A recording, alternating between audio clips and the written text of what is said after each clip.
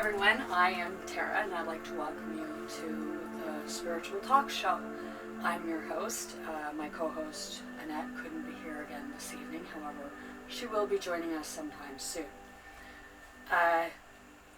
Last time I spoke, it was with regards to spirituality of people waking up in their journeys and of people seeing loved ones who've passed, telepaths, being able to communicate, what have you.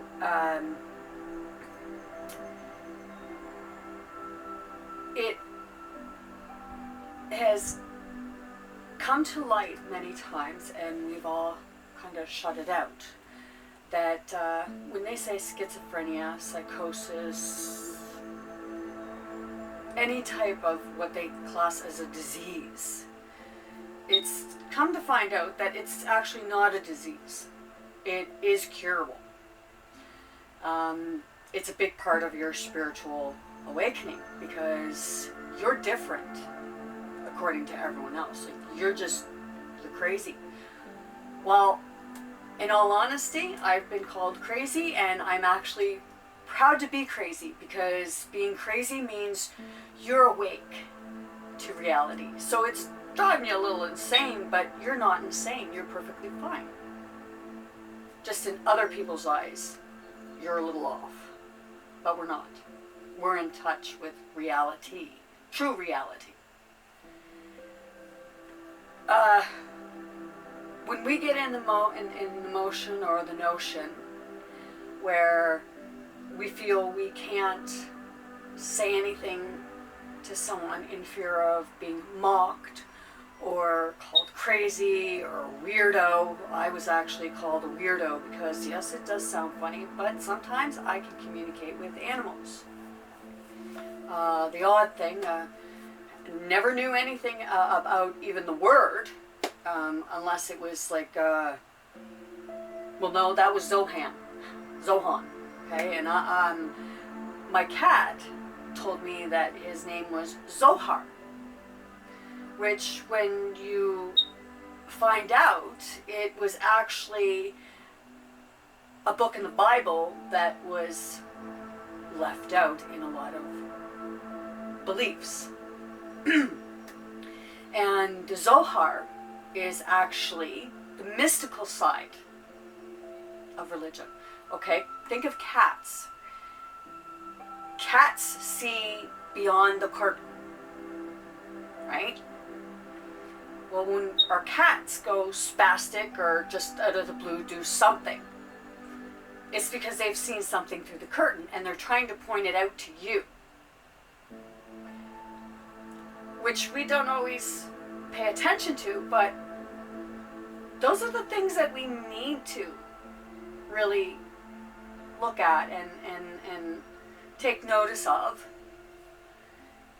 because it's pointing something out to you. It's pointing out the journey of your life. Let's say maybe there's a negative entity, energy, darkness, something that your dogs can see it too. Animals can see it because they're already enlightened and awake. Their vibrations are basically constantly there. When some people think of beyond the curtain, I know when I thought of beyond the curtain, it was not the way it turned out to be. I'm still trying to get past the rest of the curtain. It's why it's called a journey, I guess you could say. We tend to dismiss things because it's not said to be of the normal. Well, what is normal? normal, I guess, would be, in my opinion, would be that normal is, to you, is how you perceive things. Because you know the truth, looking within inside yourself. And that's why I was stating about if something doesn't sound right, and you kind of glitch and shake your head, you know it's not right. So you look into it further. At least that's what you should do. Question everything. When somebody tells you that they've seen a loved one that's passed, or something they've seen, don't dismiss it. Like, really, don't dismiss it, because you probably experienced that yourself. You just weren't totally conscious of it, you just knew, wait a minute. Because it's like you hear someone, but you turn around and there's no one there. It's because you're hearing them in your mind. And it's the vibration you were on at the time. That's why I said about vibration. And you're able to see loved ones, supernatural, spiritual, what have you. I was in the hospital back in February. And a man in there, he had brought up about pink elephants. Well, a lot of you probably have heard the term of pink elephants, which it was sort of the first time I heard it, but when I heard it, it was like, I know what he's saying, because I'm experiencing it myself. It's knowing that the difference between an illusion and reality. If you're seeing pink elephants, it's a metaphor, is like if you swerve, you think it's real. If you don't swerve, you know it's an illusion. You look up in the clouds. Take, for instance, you look at the clouds, which everyone does it, and when you're looking in the clouds, you see these forms of different things. I know I've seen one time a turtle, and I took a picture of it. And I asked my dad, what do you see in that picture? He's seen a turtle. I didn't say what I seen. You probably have seen different things yourself. Well, it's all in the way you perceive things, I guess, in the most part, but you can have people seeing the same things because they're on the same vibrational energy. Take, for instance, I got out of the hospital in the past. I was in the psychiatric unit because I felt like I was an animal. Like, it felt like there was an animal coming out of me. And I was craving raw deer meat, which, yeah, I'm lucky if I eat cooked deer meat. At one point, like, I wanted to lock myself downstairs because it was like, whoa, this is not right. So I called, and they said, come in. So I went in, and upon leaving, I told them, because the experience and what have you, and knowing myself, that they're going to need to be ready, because there's going to be more people like myself coming, because our consciousnesses have awakened, blown up, however you want to say it. It's like an explosion. All the information comes out at once, and you're scrambled. You're scrambled because it's the forms and beings and people and things that you've been in past lives. That's why I spoke about souls. You see someone and they look familiar. Well, maybe it's not the capsule itself. Maybe it's the soul that's in that capsule, and you both just sort of know each other, but you're not sure where or how, because you haven't really seen each other. So I'm trying to keep my train of thought, because as I stated before, it kind of puts you in a fog and you lose your train of thought because it jumps you somewhere else. When you're on those frequencies, you tend to start hearing more, because your hearing becomes more aware. Your senses start to kick in. When my journey that I know of first started, it was back in '99. I said before that I used a Ouija board. Was using it by myself, and I asked for a certain person, and that started getting the talking, and it was like, they said that they were there, and it's like, well, okay, well, where are you? Look out the window. And when I looked out the window, it was like really weird. It was like a really bright blue with white, and it was like kind of gangly fingers, like weird looking type thing. So I was like, okay, well, I knew it was a spirit type thing. It's like, well, how do I bring you in? And I had a picture of him. And this is actually true. They do come in through, spirits do come in through the mouth. For the most part. Why I say that is because when I did kiss the picture of him, and as I kissed the picture, I felt an entity go in through here and go down in my body, and as it was moving down, my body just started like this, and it started feeling like someone was making love to me. Never had that sensation in my life. It was very odd. I was not moving myself. Led to the couch. I was not touching myself. It was literally like somebody was there. That wasn't so bad. It wasn't scary. It was really like weird to me, and now I understand it somewhat for the most part. Still trying to understand things, which is normal. It's part of the journey.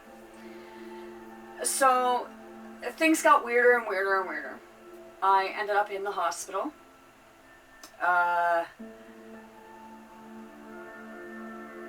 There were things there happening. I won't get in total detail right now. If you have questions, I'll be more than happy to answer them, but right now I won't get into much detail.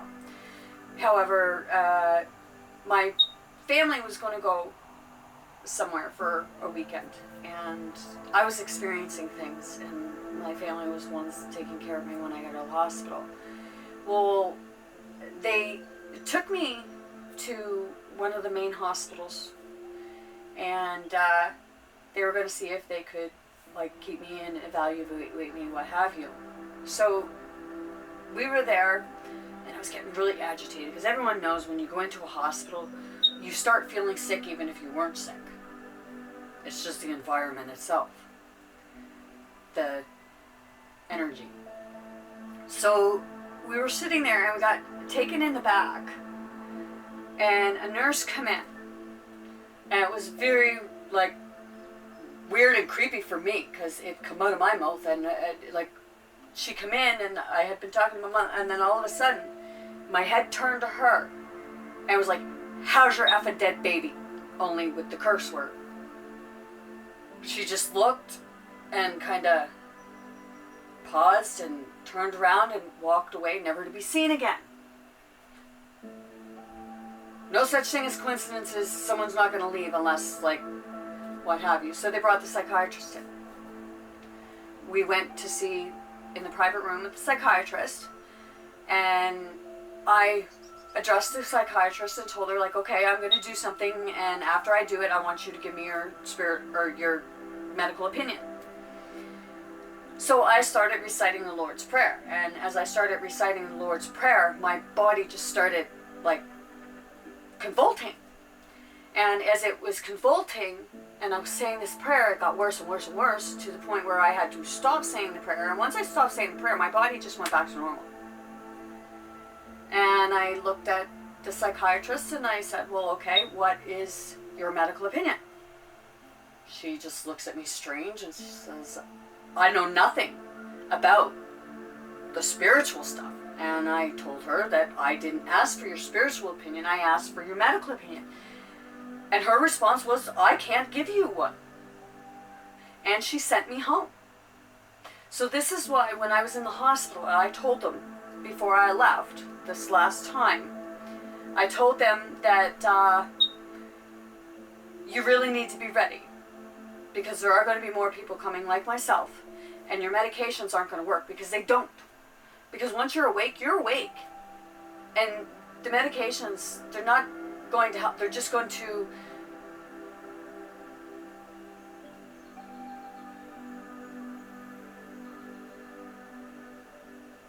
how do I explain it? Make it harder. For the most part. I'm not saying go off any meds, because I'm not a doctor. I don't take them personally myself. The last time I took any medication, it was an Ativan, and I never did it again because it created a really... I went to bed fine that night, and then woke up in the morning, and it was a very thick mucus that it felt like it was caking up, and I was trying to bring it up. It was very scary, so I never took another one again. I'm finding things out myself. You will find things out as your journey goes along, and I suggest that, like, maybe you do listen to more people who talk about things like this, because it may help you to understand a little more. Now, back to when I got out of the hospital, and I told them what led me there was in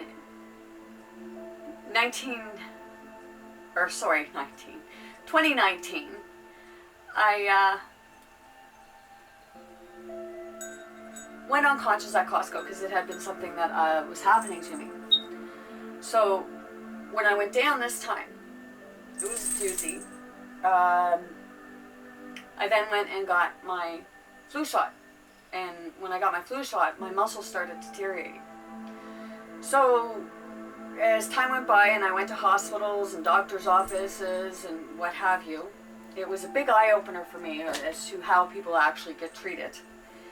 I was told every time it was anxiety. At one point they had done roughly 10 EKGs on me in one night, like one right after the other, and every time, like the first 5 times, on one machine. They thought that was weird because they couldn't get a reading. The second time they come in with another, they come back in with a different machine, tried another 5 times, still no reading. But the doctor said, oh, it's fine. Okay, well, if you're not getting a reading on an EKG machine 10 times, and you're saying it's just the muscles, well, don't you think you'd be looking at the muscles? So as days and weeks went by, things were happening. I was having trouble breathing. It was trying to get air through here and stuff moving. I was getting like, it was like something was coming out of my body like that. So I was going like that. It's actually your soul or your spirit trying to leave because it's overwhelmed by the damage of yourself, your capsule. I was being beat up. I was being squashed. My ribs were literally actually caving in because the muscles were squashing me and I was having trouble breathing. Well, your oxygen is fine, they say. They actually drugged me a few times because I was throwing up, it was acid, but it was in bubble form, like a thick fluid that would come up as bubbles. So as time went by, I had been in my house and like it was like hallucinations, but it was like I was seeing my mom and I was seeing these people coming into my house and couldn't do anything. I'm laying in bed telling them like get out, and my nephew was in the living room and he heard me holler, "Get the F out." He wanted to get me to another hospital in another province, and he was trying to help. And then they went home. And the next day, I was laying on my couch because I had no energy. I could feel myself dying. Even though doctors wouldn't check, I know what happened. And you all know yourself what happened, whether a doctor says differently or not. Deep down, you truly know. So I was laying on the couch and they were there and they'd go out and they'd come back in, and I was laying there, and right now I'm getting very lightheaded from it because the energies and the Matrix doesn't want me talking about it because it's putting light out there to other people. So when it was happening, I was laying on my couch and I could feel I could feel my body going into shock, and I couldn't save myself. I couldn't holler for anyone. I could hear my son and nephew coming in, but I couldn't holler to them and tell them I needed help. So they would just say, "Oh, well, your mother's still sleeping," and they'd leave. So I was laying there, and I had told you about Nikola Tesla. Well, the keys to the universe they're 369. I'm still learning that, and I'm still trying to understand it so that I can have my complete awakening, let's say. So it started off as lights of 3 LEDs, sort of, what it appeared. And then it doubled, tripled, quadrupled, continued on until it was just like one massive bright light. Like I'm talking, it was just like you were up at the sun. It was that bright. And I don't know how long I was gone. I just know that when I started coming back, I seen this weird entity. It was like gray in color, long black hair, black eyes. It was kind of like the size of a kid and wearing a long blue dress. And it was like it come down and it come out of, like off under my coffee table, up over my chair and out my window. I've asked if other people have seen this because they may have. So after that happened, I jumped out. Like I just literally jumped up and decided, well, I gotta go out because it was a fight or flight. So I went out, and then I did end up getting to another province, and then COVID come out. So I had to come back home. While up there, this thing was up at my face, like it's like they're waiting for you to die. I tried hollering for my dad, and it was like something took my voice, because it was like, "Dad, Dad." And this thing was creepy calling out. So I got home, and I had been doing some research like other people were, and weird stuff started happening. It come the night before the Superman. Well, Superman could have come that night because he's not fiction. So some weird things started happening the night before the supermoon, and then the day of the supermoon, things got worse. It was like somebody was watching me while I was doing this research, and it was kind of like, well, we're going to shut you down.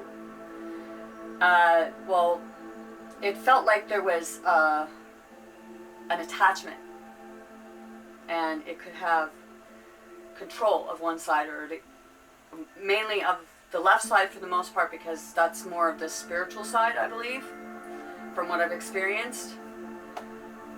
When it happened,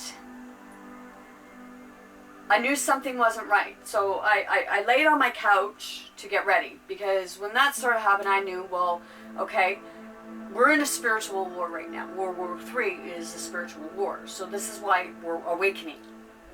Okay? We're awakening to psychological warfare, you may as well say. And our souls and spirits and what have you have been here multiple times. So we're experiencing it all because, as I had stated before, Noah was said to be 800 years old. So how do we know, which anything is possible, that we're not the same? Because we are old souls. Old souls meaning we've been here before.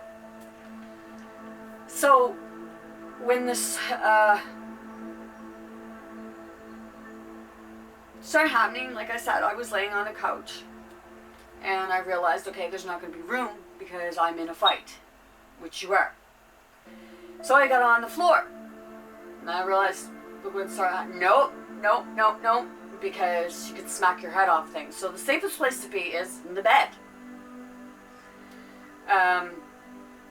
So I went in the bed and it was like the animal come out and I was chasing, like on the bed, kind of chasing the cat, like making like weird noises. It was very,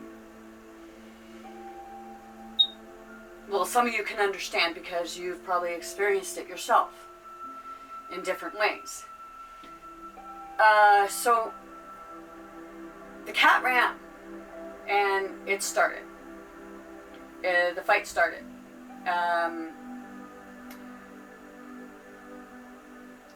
Being bent in ways that I couldn't, and what have you. Now I bend in those ways because be prepared for anything. You never know when you're going to need it sometime. Just get right with your body, your mind, your spirit, your soul, however you look at and perceive it. So when I started with the fight, I felt weak. I felt very tired.